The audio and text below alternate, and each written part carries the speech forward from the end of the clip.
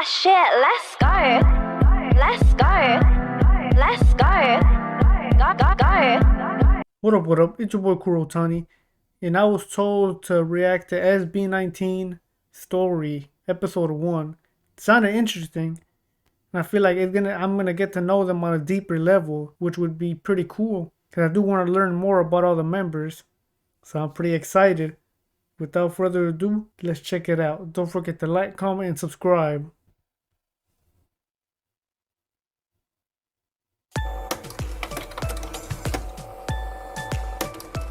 Let's see.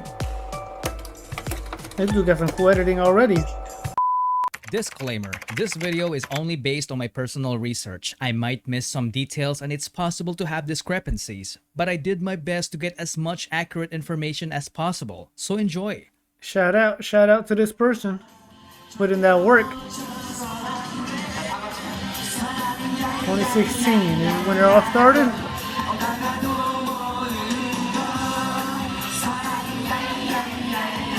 There's a gray over in 2016. I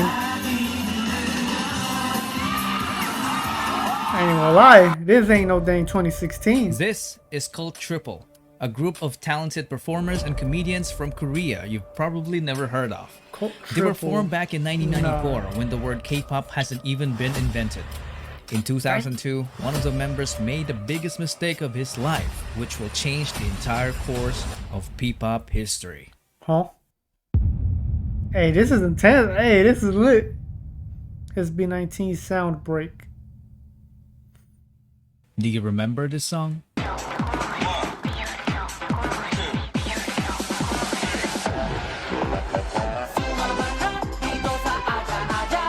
do not. I see some of the members though. Yo, no, I guess this is what they showed us earlier. I didn't even notice. It all started with this man, Jong Song-han. When he left the trio in 2002 to become an entrepreneur, Cult Triple became Cult 2. Most of their fans definitely thought that Song-han's decision was a huge mistake because the remaining members started racking up different awards in the entertainment industry. If he only stuck around, he would have gotten those awards too. But this Wait, I know those two. I do know these guys though. Don't they run a show? Have gotten those awards too, but this man's decision was final. He used all of his savings to build an event organizing company called SB19 Entertainment. In the Philippines? I'm talking about Tatang Robin. Yo, what's up, Chuck? Tatang noticed how passionate Filipino fans were during the rise of K-pop, so he wanted to organize K-pop concerts and events that promote Korean and Filipino culture. To make that happen, he needed entertainers. A group of young people that will be part of the package of their service as an event organizer.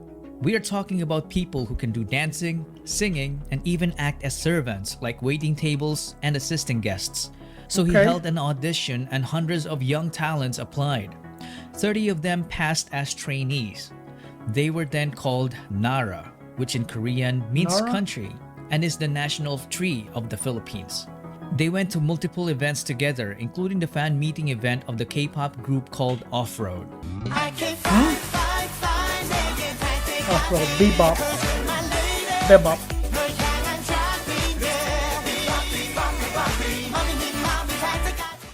After numerous it sounded kind of generic, but not terrible. events, Tatang Robin saw something special when it comes to Filipino talent. He realized that some of his trainees were far too talented to just end up as small-time performers. So he decided, yeah, definitely. The Philippines has some amazing talent just to be the small-time things. Hey, that guy, he had an eye for this. Decided to launch the first P-pop boy group that underwent strict Korean-type training. What the? Is that Naya Na? Is this produced 101's Launched choreo? the first P-pop boy group that underwent strict Korean-type training. Out of the 30 trainees, only few have made it. Hey, Pablo? Jan Paulo Nase. He always wanted to be a performer. As a young dreamer, he joined several competitions as a soloist and also a member of the K-pop dance cover group called PHP. As a trainee, he was the guy who shows up early and No wonder he beats the dancing. Y'all were telling me that some of them are dancers. Leaves late despite juggling a full-time job as a data analyst to provide for his family. Yeah, well, he's smart. He was the first one selected due to his undeniable diligence and leadership qualities. Hard working. He is known to have critically acclaimed songwriting ability, a badass rapper, and was often dubbed as a genius, but he consistently denied it because he claimed to be just a hard worker. This made him the destined leader of the group. He debuted with the name Sejun, but later changed his name to Pablo. My boy Pablo. Now that the methodical leader is chosen, they needed more members. Tatang Robin just got a genius composer in Pablo, so they needed someone who can dance. And this next guy is exactly that. And even more. Stelvester Ahero. He was only 16 when he started competing as a dancer while studying. He was a born winner despite growing up as a bullied kid. He made performing his escape from the harsh He was bullied? Nah, ain't no way. Born winner despite growing up as a bullied kid. He made performing his escape from the harsh reality of the world.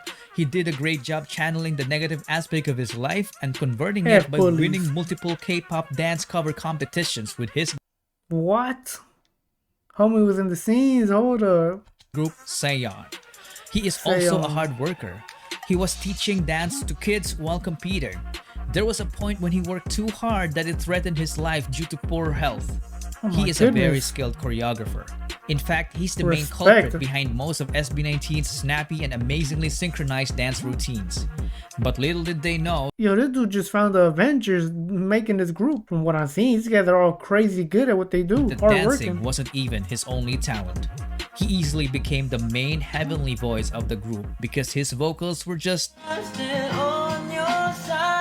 oh yeah.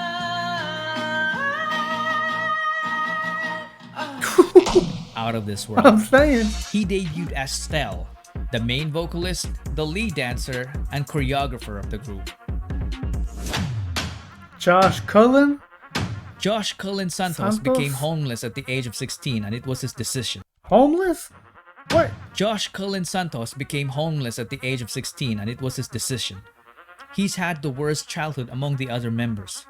From growing up in a toxic environment to being physically abused as a kid by their nanny. Nah. At an early age, Ain't no way, man. All these dudes have had a pretty rough life. Yeah, that's what molds them into this, though, because they want something in life. Crazy. Witnessed what it feels like to be a member of a middle-class family that went rock bottom in just a matter of months. He experienced getting evicted from apartments to smaller rooms. It came to a point when his family had nothing to eat but ketchup and salt. They had no permanent address.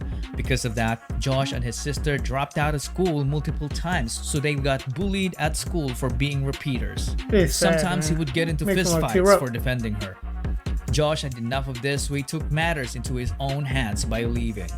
He became independent and started working as an internet cafe attendant. Using his own income, he took the alternative learning system and was able to finish his high school degree. He clearly had no background in performing. Not until he met new friends from the dance community, which led to him meeting Stel and Sayon. They became co-members and went on to win numerous K-pop dance cover competitions all over Asia. They even met BTS during one of their winning runs in Korea. Yo, BTS when they were underground too. Look at this. That's crazy. Two legends meeting each other before they blew up. In a way, Josh was saved by Stel after trying so hard to save himself. And it paid off because after training, Josh ended up debuting as the lead rapper and dancer of the group. This is sick, because the reason I got into K-pop was BTS, and now going into this world and seeing that they also met BTS and they like them, this is cool. Justin Dios didn't have to audition. That's a sick Apparently, name. he was a very good-looking guy that when he... I was about to tell you, I know dang well he didn't audition. He a good-looking guy. Justin Dios didn't have to audition. Apparently, he was a very good-looking guy that when he joined a talent workshop as a teenager, Show BT immediately took notice and offered him to become a trainee to improve his singing and dancing skills. He was one of the late joiners, and when he did, he immediately saw a familiar face in Josh. Singing too. You look familiar. Apparently, the two had a stint in performing together in a K-pop dance cover group called Zero to Hero. What? Hey, got 7? Or carry? So they like K-pop for real. Who is Yuki? So Justin as well wasn't new in the world of performing. He auditioned to be a part of the televised Pinoy boy band Superstar show, but he didn't even Yo, they've been out here hard working. They've been all over the place trying to make their dream come true. make it to the live auditions. Perhaps it was fate. He didn't have great singing skills at the time. Nah, y'all could have fooled me. The way he's singing nowadays, I would have never thought. It was only when he became a trainee that he improved astoundingly in the vocal department. He went Pablo on to teaching him? finish his college degree in multimedia arts while Dang. training, which earned him a Hard skill work. in filmmaking. He then got selected to debut as the main visual, the sub-vocalist, and the creative director of the group. He was the would-be director behind the record-breaking P-pop music video, What, and more. But What? that's a I never heard that one. I gotta check that. story for another video. At this point, SB19 seemed to have completed the group. 4 members in a P-pop group, a nice even number. 2 rappers and 2 vocalists. They were perfectly balanced, but they felt like something was missing. Perhaps someone was missing. Oh wait, who is missing? Hold up. We got Justin, Pablo, Phil, Josh, Ken. Someone who could take this already great group of guys and push them to achieve the next level. The man, extraordinary rapper. level. Someone so naturally gifted that he could Yeah, that stand kinda out look like in the him. presence of the already talented group of young artists. This venture that Tatang Robin took needed an apex, so he started the online auditions. When Oh, Josh dang. heard about it, he was like, I know a Thinking guy. Philip John Philip Suson. John Suson is such a specimen. He was so naturally gifted that excelling in sports looked like a walk Yo, he in be the park for him. balling. He grew up in the church under the care of Yo, his grandparents, hold and up. sports looked like a walk in the park for him. Woo. He grew up in the church under the care of his grandparents. He was Okay. an artistic kid, so he was active as an editorial cartoonist in school. Nobody taught him to play musical instruments. He taught himself by just listening to the music, so he ended What? up becoming a southpaw guitarist. But he later What's with all these guys just being talented at everything in life? This is crazy. fixed it as he learned more. He didn't Okay. even know that he could dance until he was forced to in order to get good grades during their school intrams. After discovering dance, he transformed from a guy who didn't know it to someone who can fly. Holy. Because of his raw talent, he ended up teaching dance to the entire school and Ain't no continued way. on to form a K-pop dance cover group Amigo called 7? Amigo 7. Apparently, his group gave Josh's group so much trouble during their early competitions because they were very good rivals. So he decided to recruit him. All day he said, "Y'all too good. I need you." But Philip was hundreds of islands away and didn't have the money. Oh, What did dang. Josh do? They He gotta shelled save out up. for his plane ticket. With nothing else to lose, Philip went and left his Yo, what he gave him the money? Philip was hundreds of islands away and didn't have the money. What did Josh do? He shelled out for his plane ticket. With nothing else to Josh the lose, goat. Hey, Philip Josh the went goat. and left his previous life in the countryside. He then trained with the boys and officially debuted with them as Ken, the main dancer, the Sick. bass vocalist, Yo. and the lead rapper of the group. One thing to note is that they were an unlike the main dancer, the bass Yo, this one was Gento, I think, which was. vocalist, and the lead rapper of the group. One thing to note is that they were an unlikely bunch because they wouldn't have met each other if Tatang Robin stayed with his already successful group in Korea. Really, it's a good thing he left. See, he made a good decision. Justin failed his first audition, so he didn't even bother to audition again because he thought he wasn't ready. And Josh What? wouldn't have attempted to recruit Ken if ShowBT's training program didn't even exist. And that, For real. ladies and gentlemen, is the butterfly effect. That's When a crazy. small One and little seemingly thing. insignificant occurrence has a rippling effect through time, leading to a consequential event sometime long after the initial event. Or as Holy. Google would put it, a phenomenon whereby a minute localized change in a complex system can have a large effects elsewhere. This is crazy. Tatang Robin's so-called mistake back in 2002 led to Not a forming the mistake. future P-pop kings. In 2018, SB19 was formed. The name of the group was carefully picked. The number 19 is the sum of Korea and the Philippines area code digits 82 and 63. So 8 plus 2 plus 6 plus 3 is 19. Yo. SB doesn't only mean show BT. It is all about their ultimate goal for Pinoy sound to break into the music industry, which is fearlessly represented by this praise. Soundbreak. Soundbreak? Yo, SB19? That's a sick name now that they explained it.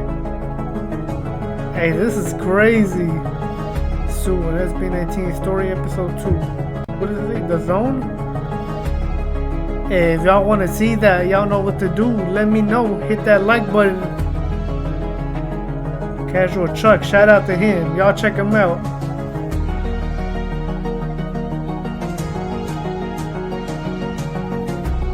It one crazy video. I see it right there. It was super entertaining. The fact that one small decision and risk he took by leaving that group and doing something that's all created something this huge for the Philippines. That's crazy. You never know what you can do in life. But if y'all want to see part 2, let me know. Hit that like button. I'll see you on the next reaction. Peace.